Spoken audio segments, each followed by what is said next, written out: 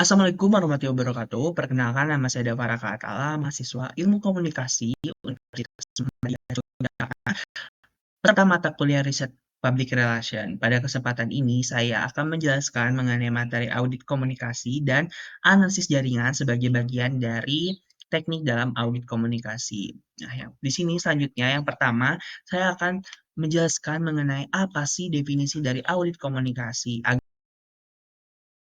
kita tuh kayak tahu dulu nih apa sih audit komunikasi itu. Nah,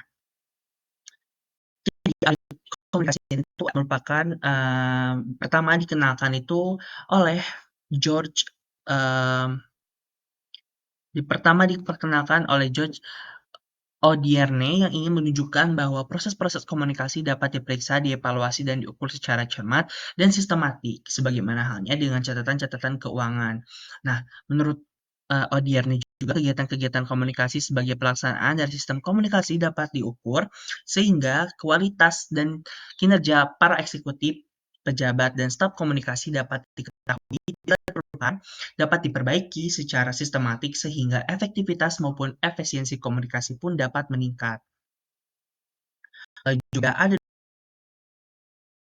dua pendapat lain. Yang pertama itu dari Pika Paradi 2021 yang mengatakan bahwa audit komunikasi itu merupakan evaluasi komprehensif yang dilakukan suatu organisasi untuk mengetahui efektivitas komunikasi internal dan eksternalnya. Kegiatan ini itu nantinya akan menitik beratkan pada proses yang mengeksplorasi kehumasan organisasi untuk kalangan internal dan eksternal. Lalu juga yang terakhir ini ada menurut Greenbaum yang mengatakan bahwa audit komunikasi mencakup pengumpulan informasi, analisis, dan penilaian terhadap strategi, metode, efektivitas komunikasi yang dilakukan oleh suatu entitas yang untuk memastikan bahwa pesan-pesan yang disampaikan sesuai dengan tujuan yang diinginkan dan untuk memenuhi kebutuhan penerima pesan. Audit komunikasi bertujuan untuk memperbaiki, meningkatkan, dan menyesuaikan proses komunikasi agar lebih efektif dalam mencapai tujuan organisasi. Nah, tadi udah disebutkan nih apa sih definisi dari audit komunikasi ini. Lalu di sini saya akan melanjutkan ke bagian teknik analisis, teknik pengumpulan data dan analisis data. Nah, yang pertama itu di sini ada teknik observasi.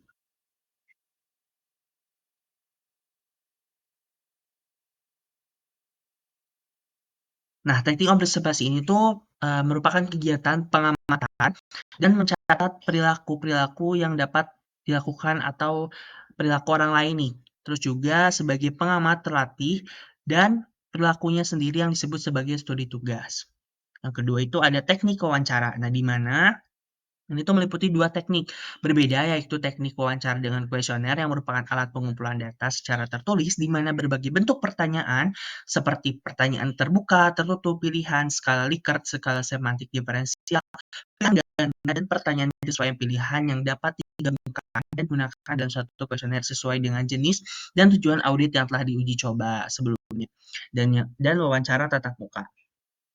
Lalu yang ketiga di sini ada teknik analisis isi. Nah, di mana ini tuh membuat analisis dari isi pesan-pesan yang ada di dalam suatu dokumen. Nah, teknik ini tuh melibatkan pemilihan komunikasi tertulis atau dokumen yang hendak dipelajari dan membuat kategori berdasarkan atau keseluruhan dokumen. Frekuensi pemecahan kategori, menggunakan uji statistik, dan menarik kesimpulan. Nah, teknik ini juga tuh digunakan untuk berbagai kepentingan nih, diantaranya tuh seperti mengukur tingkat kemudahan pemahaman dari dokumen-dokumen organisasi, analisis tema pada suatu terbitan, serta analisis pesan melalui saluran komunikasi formal, dan sebagainya.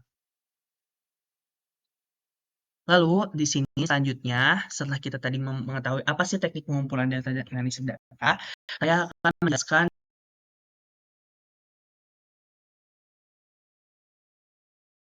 mengenai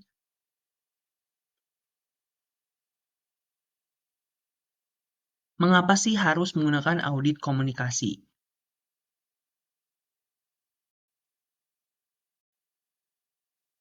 Lalu di sini ada mengapa sih harus menggunakan audit komunikasi. Nah, jadi dengan menggunakan audit komunikasi dalam sebuah perusahaan atau organisasi itu yang pertama itu akan mengukur bagaimana efektivitas komunikasi dapat berjalan. Nah, audit komunikasi itu adalah salah satu alat penting untuk memastikan komunikasi dalam sebuah perusahaan berjalan dengan efektif. Ini tuh nanti berkaitan dengan pesan-pesan yang disampaikan oleh perusahaan kepada orang-orang yang terlibat di dalamnya. Apakah pesan-pesan tersebut telah disampaikan dengan tepat sesuai dengan tujuan yang diharapkan atau tidak? Juga dengan menggunakan audit komunikasi, tingkat efektivitas komunikasi sebuah perusahaan bisa terukur dan perusahaan bisa melakukan evaluasi dari hasil yang didapatkan. Jadi, jika mungkin tidak efektif dapat dilakukan, evaluasi seperti itu. Yang kedua itu juga nih, dengan menggunakan audit komunikasi nantinya akan ada efisiensi komunikasi di mana, perusahaan juga dapat melakukan mengukur efisiensi, eee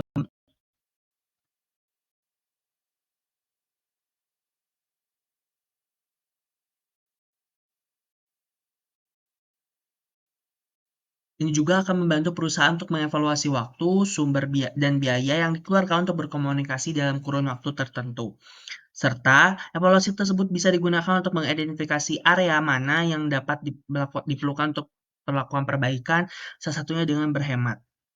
Lalu selanjutnya juga nih, nanti itu dengan menggunakan audit komunikasi akan berpengaruh penting terhadap reputasi perusahaan, di mana nantinya, perusahaan juga bisa menjaga reputasinya dengan baik di mata publik dan target audiens, juga orang-orang yang terlibat di dalamnya, eee, akan, apa ya, akan membantu untuk memastikan bahwa pesan-pesan yang selama ini tuh dengan menggunakan audit ini tuh dapat berjalan atau dapat sampai dengan baik, dan juga memastikan bahwa pesan-pesan yang disampaikan sudah sesuai dengan citra atau reputasi perusahaan atau belum. Nah, jika ditemukan di dalam pesan yang tidak sesuai, maka harus segera dilakukan evaluasi dan perbaikan agar tidak merusak reputasi perusahaan. Itu pentingnya audit komunikasi dalam sebuah perusahaan atau organisasi. Selanjutnya, di sini ada metode audit komunikasi.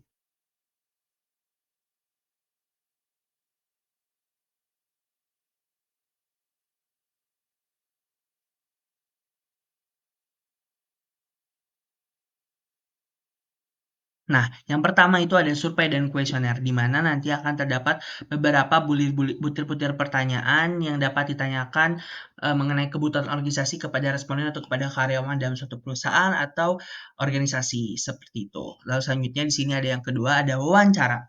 Nah, wawancara tatap muka ini tuh tujuannya untuk memeriksa, menguji, atau melengkapi data yang diperoleh melalui alat ukur lain, terdiri dari wawancara penjajakan untuk mengumpulkan informasi yang penting dalam rangka pengenalan masalah dan wawancara pendalaman yang disebut juga wawancara tidak lanjut untuk membantu tafsiran,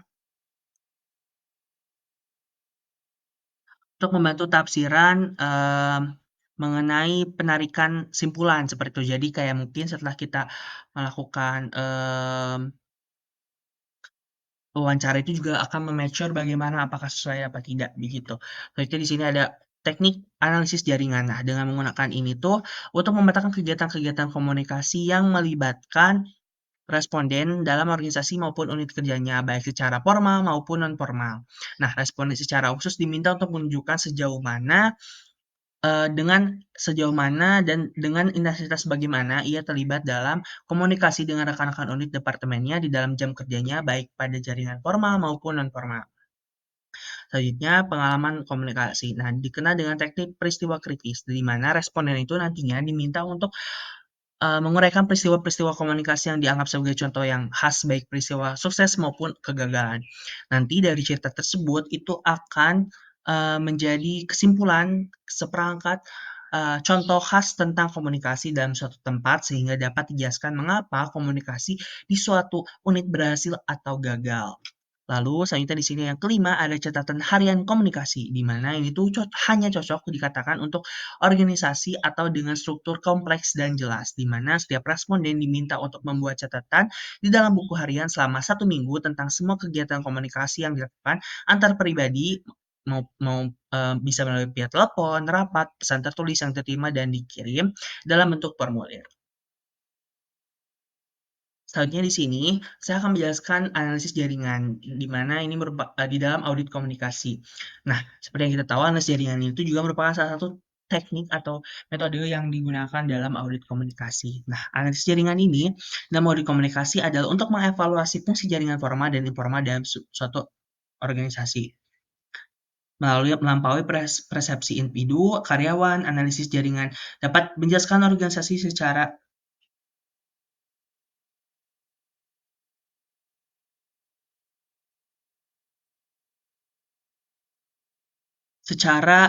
mmm, organisasi secara keseluruhan, hubungan tertentu, dan posisi masing-masing karyawan, subkelompok, atau departemen dalam sebuah perusahaan atau organisasi. Nah, selanjutnya di sini ada analisis jaringan juga nih pendapat lainnya, yaitu ini tuh juga bertujuan untuk memetakan kegiatan-kegiatan yang melibatkan responden di dalam organisasi ataupun unit kerjanya. Lalu selanjutnya sih ada analisis jaringan dalam audit komunikasi. Yang pertama itu ada jaringan strategis, yaitu merupakan hubungan pertukaran informasi mengenai kebijakan organisasi dan pengambilan keputusan. Yang kedua ada jaringan operasional, hubungan pertukaran informasi mengenai rutinitas kerja sehari-hari. Dan yang ketiga ada jaringan pribadi, yaitu persahabatan interaksi pribadi dalam sebuah organisasi atau pun perusahaan.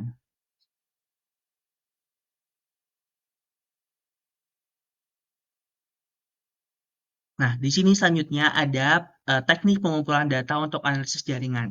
Yang pertama itu ada teknik, pertanyaan sosiometrik, di mana dalam pertanyaan sosiometrik ini, responden diminta untuk menunjukkan frekuensi kontak mereka dengan anggota organisasi lainnya. Dengan cara ini juga responden menggambarkan hubungan pertukaran informasi di sekitar mereka. Hasilnya disebut jaringan yang berpusat pada ego. Lalu selanjutnya, pertanyaan sosiometrik juga dapat mengambil banyak bentuk. Data dapat dikumpulkan melalui kuesioner atau selama sesi wawancara tatap muka atau melalui telepon. Lalu yang kedua ada pengamatan, di mana ini tuh sering banget digunakan untuk dalam ilmu sosial dan kebanyakan sebagai teknik penelitian kualitatif untuk mempelajari hal-hal seperti perilaku kelompok kecil, perilaku para ahli, atau proses kerja dalam suatu organisasi. Dan yang ketiga di sini ada teknik dunia kecil, di mana berfokus pada sifat jalur komunikasi antar karyawan, apakah ada hubungan langsung atau apakah mereka terhubung satu sama lain oleh suatu atau lebih rekan kerja. Nah, teknik dunia kecil tampaknya sangat cocok untuk mengungkap peran terkait komunikasi dalam suatu organisasi seperti bintang sosiometrik atau penjaga gerbang. Lalu yang terakhir ada analisis arsip, di mana ini tuh mempelajari hubungan komunikasi dalam organisasi adalah analisis data arsip. Tiga jenis data arsip yang berfungsi sebagai input untuk analisis jaringan. Yang pertama adalah catatan surat internal, yang kedua catatan telepon, dan yang terakhir adalah pertukaran email. Seperti itu.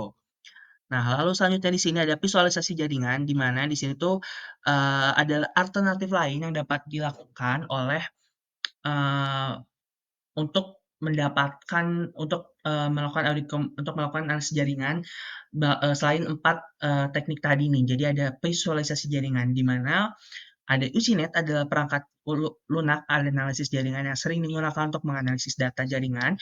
Visualisasi jaringan dalam UCINET adalah proses merepresentasikan informasi dan struktur jaringan yang kompleks dalam bentuk visual yang lebih mudah dimengerti, dan ini memungkinkan pengguna untuk melihat hubungan dan pola dalam jaringan dengan lebih jelas dan intuitif. Nah, mungkin itu yang dapat saya sampaikan mengenai materi audit komunikasi dan analisis jaringan. Mohon maaf apabila terdapat kekurangan. Terima kasih. Assalamualaikum warahmatullahi wabarakatuh.